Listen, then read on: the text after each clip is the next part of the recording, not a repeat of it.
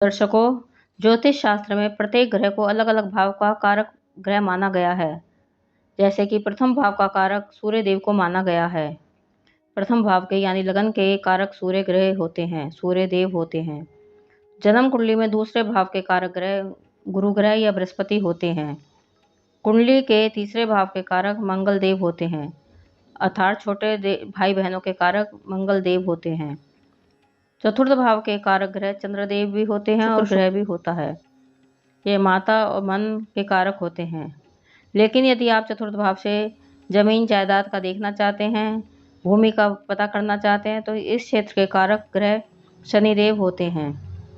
जन्म कुंडली में पंचम भाव के, जो कि विद्या और पुत्र संतान आदि का है, ज्ञान का है और संतान का है, विद्या का कारक ग्रह बुध देव के पास होता है, बुध ग्रह के पास होता है।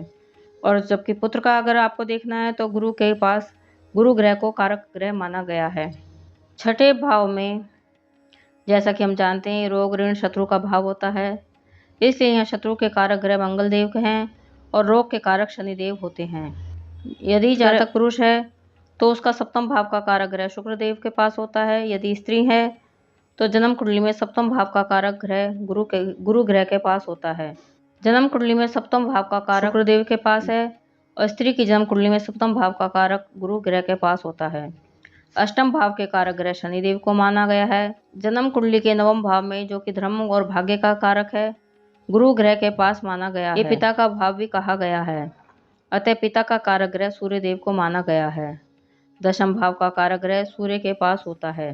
जन्म कुंडली के 11वें भाव का कारक गुरु ग्रह के पास होता है। इससे हम बड़े भाई भाभी का भी विचार करते हैं, अतः बड़े भाई का कारक ग्रह गुरु बृहस्पति के पास होता है, गुरु ग्रह के पास होता है।